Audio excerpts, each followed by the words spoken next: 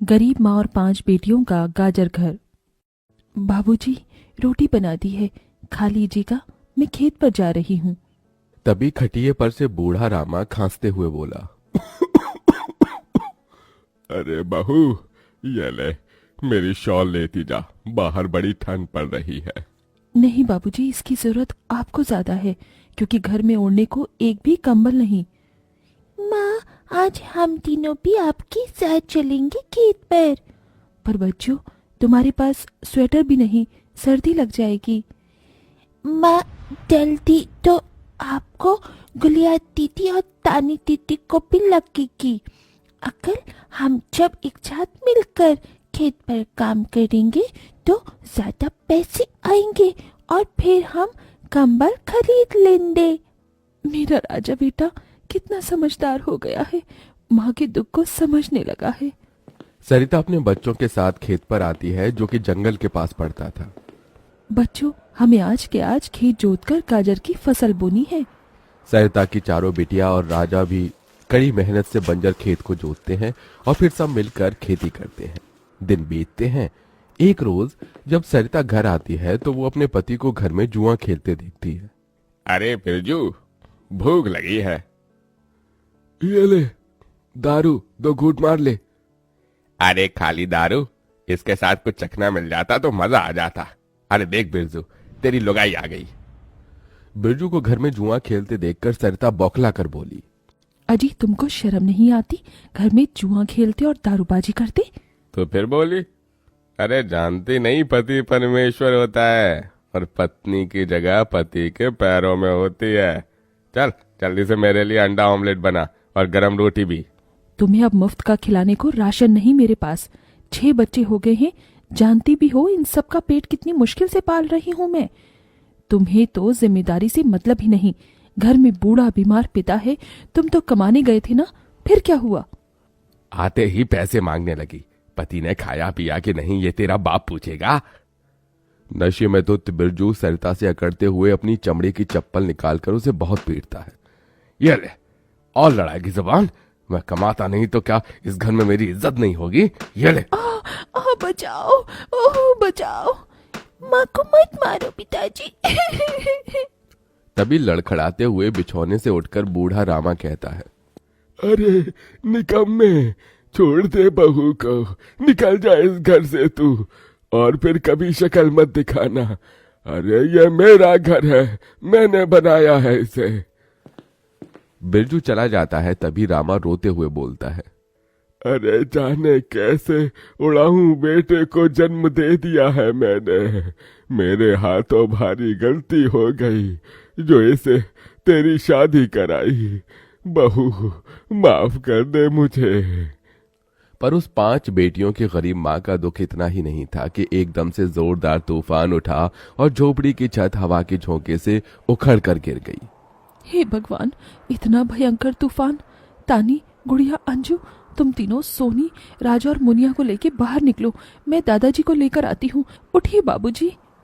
नहीं बहू, तू जा, मेरा समय आ गया है। तुझे उन 5 बच्चियों की सौगंध, तेरे बाद उन्हें देखने वाला कोई नहीं। जा बहू, जा। सरिता के बाहर निकलते ही पूरी झोपड़ी गिर जाती है। सरिता छाती पीट पीट कर रोने लगती है। बाबूजी। अरे कैसा निर्दयी है रे तू ऊपर वाले! क्या मिला आखिर, क्या मिला तुझे मेरा घर उजाड़ कर?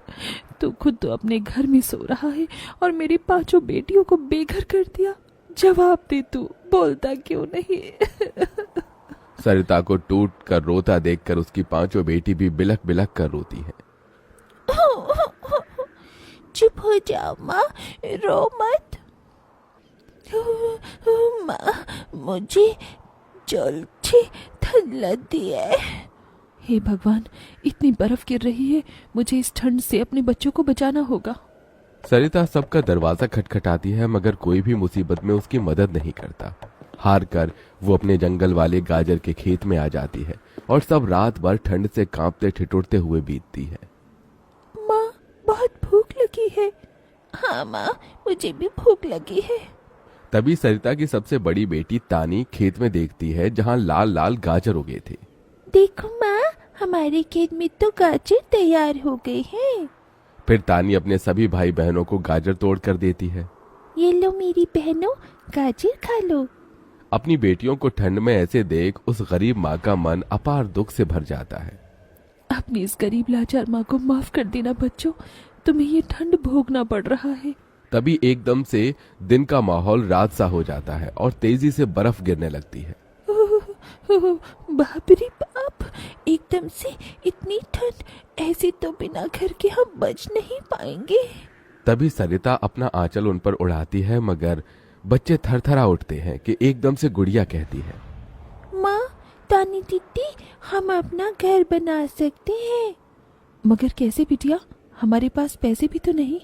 माँ देखो, हमारे खेत में कितने सारे गाजर उगे हैं, हम इसी से अपना घर तैयार करेंगे, पर हम सबको साथ मिलकर मदद करनी होगी। राजा बेटा, जब तक कि हम गाजर घर तैयार नहीं कर लेते, तुझे अपनी छोटी बहनों का ख्याल रखना होगा। रखेगा ना? हाँ माँ, रखूंगा। सरिता आग जलाकर अपने दोनों सबसे छोटे बच्चों को उसके पास बिठा देती है और खुद अपनी चारों बेटियों के साथ उस भयंकर ठंड में गाजर घर बनाने लगती है। अंजू, सोनी, गुड़िया, तुम दोनों मुझे और तानी दीदी को गाजर तोड़ तोड़ कर दो, हम घर बनाते हैं। ठीक है माँ। गरीब माँ बेटियां मिलकर गाजर घर बनाती हैं, मगर घर एकदम से ढह जाता है, जिससे सरिता दुखी हो जाती है। कितनी मेहनत से ये गाजर घर बनाया था हमने, मगर सारी मेहनत बेकार चली गई। तभी चारों बेटियां रोते हुए गाकर अपनी माँ को हिम्मत देती हैं। जिंदगी की यही रीत है, हार के बाद ही जीत है, थोड़े आंसू है थोड़ी हंसी, आज गम है तो कल है खुशी, जिंदगी की यही रीत है, हार के बाद ही जीत है। मेरी बच्चियों। रोते हुए सरिता अपनी बेटी को गले से लगा लेती है। वो फिर कोशिश करते हैं, कई बार उनका गाजर घर बिगड़ता है। तभी गुड़िया कहती है, माँ, अगर हम अपना गाजर घर मजबूत बनाने के लिए पहले लकड़ी फट्टे से ढांचा बना लें, तो फिर हमारा गाजर घर नहीं गिरेगा। सब ऐसा ही करते हैं, जिससे उस बार उनका गाजर का घर मजबूत बन जाता है। सरिता अपनी पांचों बेटियों और बेटे के साथ घर के अंदर आती है। तब जाकर उनके शरीर को गर्माहट महसूस होती है। अरे वाह माँ, दीदी, आप सबने कितना सुंदर गाजर घर बनाया है, और ये कितना गर्म भी है। तभी सरिता अपने बेटे बेटियों का मुंह देखती है। सबकी आंखों में भूख थी।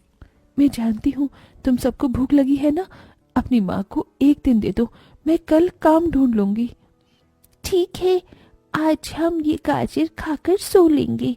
आप भी खा लो ना माँ, आपने 2 दिन से कुछ नहीं खाया। सोनी अपने नन्हे हाथों से अपनी गरीब माँ को गाजर खिलाती है। अगले दिन सरिता ठंड में इधर से उधर काम ढूंढने भटकती रहती है, मगर कोई उसे काम नहीं देता। इधर अब उसके खेत के गाजर भी खत्म हो गए थे, जिससे उसकी बेटियां भूखी थी और उसकी दुधमुही बेटी भूख से रोई जा रही थी। माँ, मुन्ना को भूख लगी है, उसे खाना चाहिए। छोटे बच्चे खाना नहीं खाते राजा, इसे दूध पीना है। हे बसुरी बजैया, एक माँ की ममता की इतनी भी परीक्षा मत लो कि वो अपने बच्चे को दूध भी ना पिला सके। तभी सरिता को द्वार पर एक गाय के रंभाने की आवाज सुनाई दी। माँ, लगता है बाहर गाय आई है। सरिता अपनी बेटियों के साथ बाहर आकर देखती है तो गाय के थन से दूध की धारा बहे जा रही थी।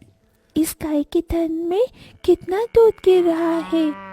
सरिता गाय का गर्म दूध अपनी बेटी को पिलाती है। तभी गाय उसके खेत में जाकर गोबर कर देती है, जिससे एकदम से जादू होता है और खेत लाल चमकदार गाजर से भर जाता है।